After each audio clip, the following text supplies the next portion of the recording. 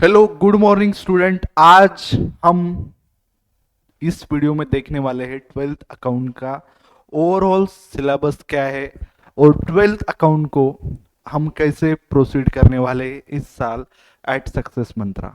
So friends, आज आप देख सकते हैं आपकी जो सिलेबस है ट्वेल्थ का, जो सब्जेक्ट है बुक कीपिंग एंड अकाउंटेंसी। लेकिन फ्रेंड्स, अभी आप ट्वेल्थ स्टैंडर्ड में आ गए हो, इसलिए जो बुक कीपिंग का पार्ट है वो आपने 11th में ही कंप्लीट कर लिया था।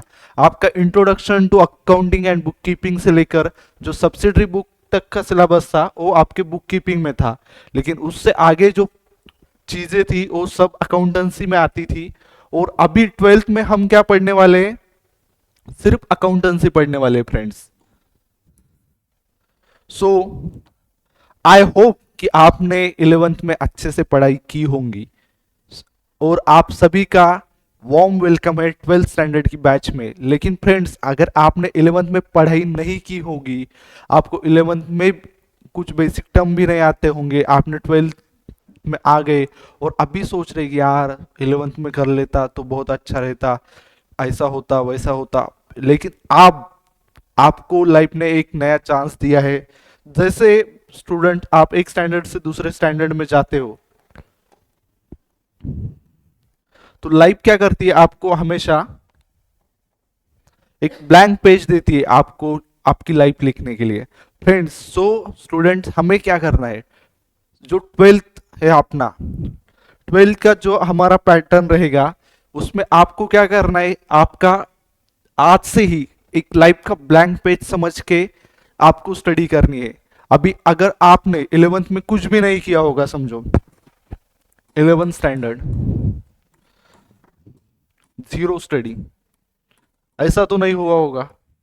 आपने कुछ ना कुछ तो किया होगा, कुछ बेसिक टर्म्स आपको आते होंगे और कुछ चीजें नहीं आती होंगी। फिर भी उन सभी चीजों की तैयारी बेसिक से, जो हमारा 9 चैप्टर था 11th का फाइनल अकाउंट्स, वो बहुत इंपॉर्टेंट टॉपिक है हमारे 12th के बेस के लिए। सो उसी चैप्टर का पूरा बेसिक भी हम लेंगे और आपका पूरा कोर्स जो 12th स्टैंडर्ड का है, समझो बच्चों, आपको 12th स्टैंडर्ड में बहुत इजी जाएगा पूरा 12th, अगर आपको फाइनल अकाउंट ये चैप्टर अच्छे से आता होगा। 12th स्टैंडर्ड का 60 to 70% जो सिलेबस है वो बेस किसका है? फाइनल अकाउंट का।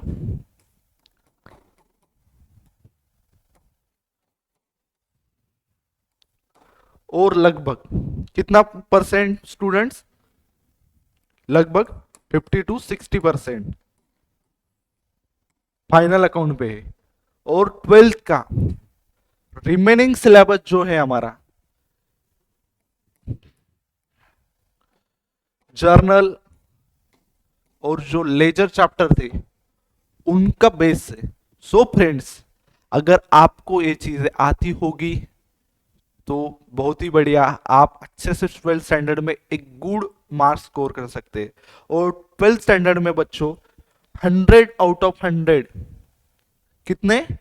100 आउट ऑफ 100 मार्क्स तक आप स्कोर कर सकते हैं इन अकाउंटेंसी। फ्रेंड्स, अकाउंटेंसी ये ऐसा सब्जेक्ट है जिसमें आपको, अगर सब्जेक्ट समझ में आ गया, कंसेप्ट क्लियर है, सो बच्चों आपको कुछ भी चीज ऐसे रटने की जरूरत नहीं है, बिकॉज ये सब्जेक्ट अकाउंट्स का क्या है, बैकबोन है। और ये सब्जेक्ट अब आपकी नसों नसों में ऐसे बहना चाहिए। समझो आपका किधर शरीर में कुछ जख्म हो गई तो उसमें से अकाउंट्स बाहर आना चाहिए। इतना आपको अकाउंट्स डिटेल में हमारी क्लास में पढ़ाया जाएगा फॉर 12th स्टैंडर्ड। सो बच्चों, हम 12th स्टैंडर्ड के सिलेबस का ओवरव्यू लेते हैं, देखते हैं कितने चैप्टर आपको 12th स्टैंडर्ड में दिए हुए। सो बच्चों, लगभग 10 चैप्टर आपको 12th स्टैंडर्ड के सिलेबस में दिए गए हैं। उसमें से जो सबसे पहला चैप्टर है अपना, introduction to partnership and partnership final account.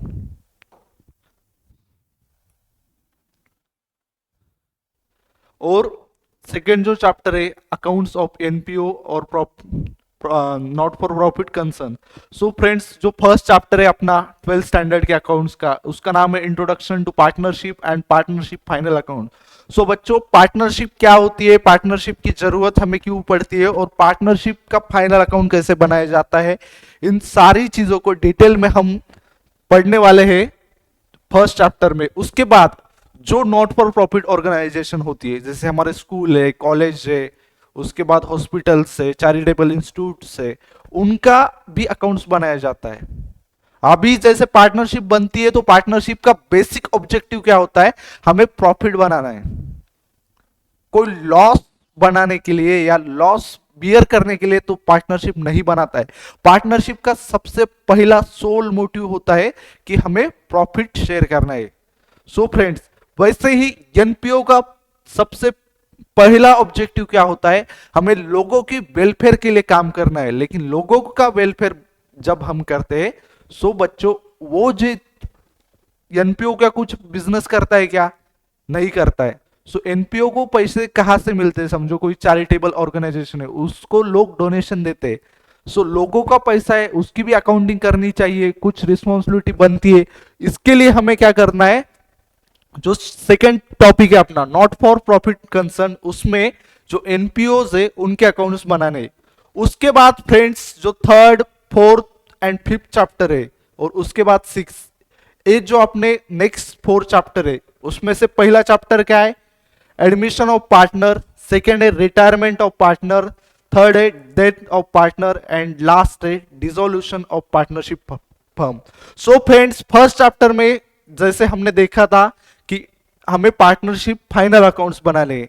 लेकिन समझो अभी एक पार्टनरशिप फर्म चालू है, उसमें भी कुछ एक्टिविटीज होती होंगी, बिजनेस के रिलेटेड होती है, कुछ मैनेजरल एक्टिविटी होती है।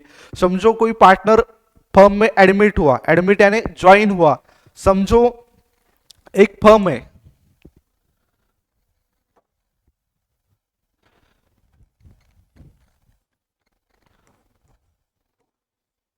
आरजे एंड एसोसिएट, इसमें ऑलरेडी दो पार्टनर्स से, समझो रमेश एंड जयेश। अगर इस पार्टनरशिप फर्म में जो आरजे एंड एसोसिएट बोल के जो पार्टनरशिप फर्म है, उसमें विलास नाम का यह बंदा एडमिट होना चाहता है। सो इसका पार्टनरशिप कैसे करते हैं, वो हम थर्ड चैप्टर में सीखेंगे, उसका अकाउंट कैसे बनाया जाता है। उसके बाद जैसे एडमिशन होता है वैसे भी रिटायरमेंट भी होता है।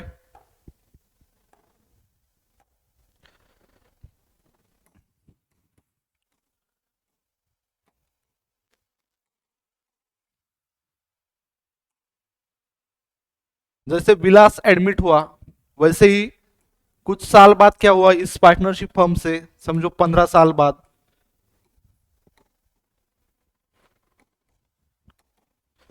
रमेश फर्म छोड़ के चला गया या रिटायर हो गया।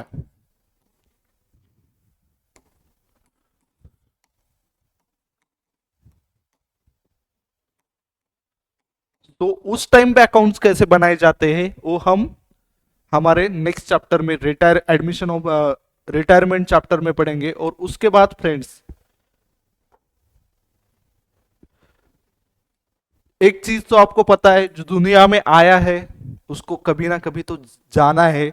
वैसे ही हमारे फर्म में कौन आया था, रमेश एंड जयेश, और क्या था, विलास भी एडमिट हुआ था। समझो कुछ साल बाद क्या हुआ, जयेश का एज ज्यादा होने की वजह से, समझो जयेश नाम के इस, जयेश नहीं, समझो कुछ एक पर्सन था हमारे फर्म में एक, और उसकी क्या हो गई, डेथ हो गई। तो इस टाइम पे अकाउंट्स कैसे बनाते हैं वो भी हम सीखने वाले। समझो ये सब हो जाने के बाद एक टाइम ऐसा आ गया कि फर्म को लगा कि यार हमें तो अब बहुत प्रॉफिट कमा लिया यार, प्रॉफिट नहीं हो रहा है, लॉस ही हो रहे, तो हमें क्या करना है, फर्म बंद करनी है। बंद करने को क्या कहते हैं, डिसोल्यूशन। सो नेक्स्ट चैप्टर हमारा होगा dissolution of partnership firm. So friends, अभी तक हमने देखा कि सबसे पहले क्या है, एडमिशन, उसके बाद रिटायरमेंट, उसके बाद डेथ और डिसोल्यूशन। सो फ्रेंड्स, मैंने जैसे आपको पहले ही बोला था कि हमारा लगभग 50 to 60% सिलेबस, 50 से लेकर 60% सिलेबस मेनली किस पे बेस से, वो फाइनल अकाउंट पे। सो फ्रेंड्स, ये जो 6 चैप्टर है आपके, ये सभी किस पे निर्भर है, लगभग पूरे फाइनल अकाउंट पे निर्भर है, डिपेंडेंट है। उसके बाद नेक्स्ट चैप्टर है अपना 7 chapter, bills of exchange. So friends, bills of exchange, और उसके बाद है company accounts and issue of shares. Bills of exchange इस चैप्टर में हम क्या पढ़ने वाले, बिल्स ऑफ एक्सचेंज बच्चों अभी तो कोई कुछ नहीं देता है, रियल में इस चैप्टर का भी यूज भी नहीं है आपके, लेकिन अभी सिलेबस में दिया है तो हमें पढ़ना है। बिल्स ऑफ एक्सचेंज यानी क्या होता है, समझो किसी पर्सन ने किसी से गुड्स लिए,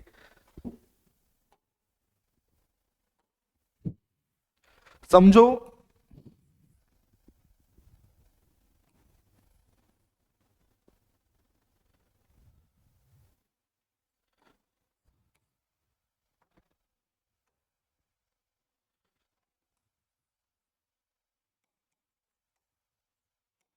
राज नाम का ट्रेडर है, उसके पास से रामू नाम के पर्सन ने गुड्स लिए। गुड्स समझते हो आप, समझो कुछ चीजें परचेज की, कुछ स्टॉक लिया, लेकिन अभी रामू के पास राज राज को देने के लिए क्या नहीं है, पैसे नहीं है। तो इस सिचुएशन में रामू राज को एक बिल्स ऑफ एक्सचेंज देगा, उस पर लिखा होगा कि 3 महीने बाद इस डेट को मैं आपको पैसे दूंगा। उसका डिटेल में हम 7 चैप्टर में ही पढ़ेंगे, लेकिन आपको समझ में आएगा कि बिल्स ऑफ एक्सचेंज क्या होता है। बिल्स ऑफ एक्सचेंज एक डॉक्यूमेंट होता है जिसपे दोनों पार्टीज लिख के देती है, समझो जो लेने वाला है वो पर्सन जिससे हमें गुड्स खरीदे, उसको डॉक्यूमेंट देते हैं, हैंड ओवर करते हैं। सो इसको बिल्स ऑफ एक्सचेंज कहते हैं फ्रेंड्स, और हम यह 7 चैप्टर में पढ़ेंगे। उसके बाद जो हमारा नेक्स्ट चैप्टर है, company accounts and issue of shares. Friends, आपको पता होगा देश में हमारे जो हमारे देश की ग्रोथ है वो किस पे डिपेंड करती है, जो कंपनीज है अपने इंडिया में, जैसे रिलायंस हो गया, अदानी इंटरप्राइज हो गया, टाटा हो गया, ये बहुत सारी जो कंपनीज है वो क्या करती है, बहुत सारे प्रोडक्ट्स बनाती है, बहुत सारी अपॉर्चुनिटीज एम्प्लॉयमेंट की देती है। उसी तरह उनको अकाउंट्स भी बनाने पड़ते खुद के। एक कंपनी को भी रिस्पॉन्सिबल होती है, कंपनी गवर्नमेंट को अकाउंट्स दिखाने के लिए, उनके शेयर होल्डर्स को दिखाने के लिए। सो फ्रेंड्स, हम पढ़ने वाले शेयर्स इशू कैसे किए जाते हैं कंपनी में, उनकी एंट्रीज क्या होती है, वो प्रैक्टिकली हम पढ़ने वाले। सो फ्रेंड्स, जो हमारे नेक्स्ट 2 चैप्टर थे 7 एंड 8, ये चैप्टर किस पे बेस से फ्रेंड्स, ये 2 चैप्टर बेस से जर्नल एंड लेजर।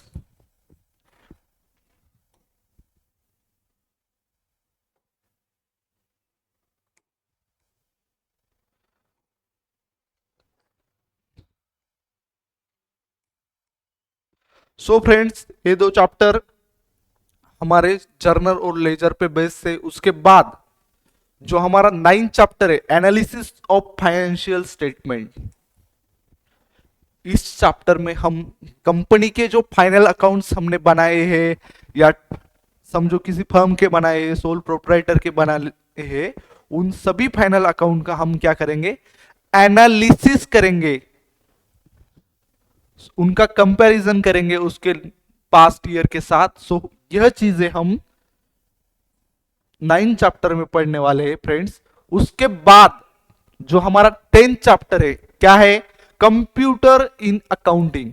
फ्रेंड्स, अभी आप सभी को पता होगा जो छोटे छोटे शॉप होते हैं उस पे क्या अकाउंटिंग की जाती है, मैन्युअली की जाती है। मैन्युअली यानी कोई पर्सन रिकॉर्ड करने के लिए होता है, लेकिन आप अगर डीमार्ट को जाएंगे, डीमार्ट को कितने ट्रांजेक्शन होते हैं, कोई पर्सन लिखता है क्या, यार 4 किलो हमने क्या कर दिया, राइस बेच दिया, 3 क्या कर दिए, सोप बेच दिए, ऐसे कोई रिकॉर्ड करता है क्या? ऑटोमेटिक मैन्युअली, जैसे आपने कुछ सामान परचेज किया, आपका लगे आपने जैसे काउंटर पे रख दिया, वो एक एक सामान को ऐसे कंप्यूटर की हेल्प से, टेक्नोलॉजी की हेल्प से क्या करते, रिकॉर्ड करते हुए, और आपका जो अकाउंटिंग है वो कैसे होता है, कंप्यूटराइज बेस्ड होता है। सो फ्रेंड्स, 10th चैप्टर जो है हमारा थ्योरी चैप्टर है, इसमें हम पढ़ेंगे कि कैसे कंप्यूटराइज बेस्ड अकाउंटिंग की जाती है।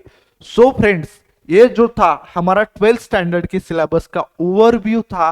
और फ्रेंड्स, मैं आपको पूरे एश्योरिटी के साथ बताना चाहता हूं कि अगर आपको थोड़ा बहुत भी अकाउंट्स आता होगा, आपको जर्नल लेजर आता होगा, और फाइनल अकाउंट का कुछ बेसिक भी आपको पता होगा, तो आप जो हमारी 24 जून से बैच स्टार्ट हो रही है इंदुलाल कॉम्प्लेक्स में, वहां पर डेमो लेक्चर अटेंड करने के लिए आइए। हम आपको पूरा सिलेबस अच्छी तरीके से पढ़ाएंगे, जिसकी वजह से आप 100 आउट ऑफ 100 भी स्कोर कर सकते हैं। और अगर आपका 11 12 का भी कुछ 11 का कुछ बेसिक में प्रॉब्लम होगा, तो उसके लिए भी हम अलग से सेशन प्रोवाइड करेंगे, जिसकी वजह से आपका बेसिक अच्छे से आपको समझे, और 12th स्टैंडर्ड की जो आपकी नैया है वो हम पार लगाएंगे फ्रेंड्स। सो आप किसी प्रकार का मन में ये नहीं रखिए कि यार 11th में मैंने स्टडी नहीं किया था, अभी तक जो हुआ सो हुआ, उस टाइम को हम फिर से रिपीट नहीं कर सकते। लेकिन फ्रेंड्स, इससे जो आगे का टाइम है उसको आप डेडिकेटेडली, कंसिस्टेंसी के साथ, डिसिप्लिन रखकर अच्छे से अगर आप स्टडी करेंगे, अच्छे से आप 12th का ईयर जो होता है आपकी लाइफ का बहुत ज़्यादा टर्निंग पॉइंट होता है फ्रेंड्स। और जो हमारा स्पेशली अकाउंट्स का सिलेबस है वो आपके पूरे करियर की नींव है फ्रेंड्स। 11th 12th में आपने जो पढ़ा होता है वो पूरी लाइफ में आपको काम आता है। So let's meet on 24th June at Indulal Complex. Thank you so much, friends. Bye.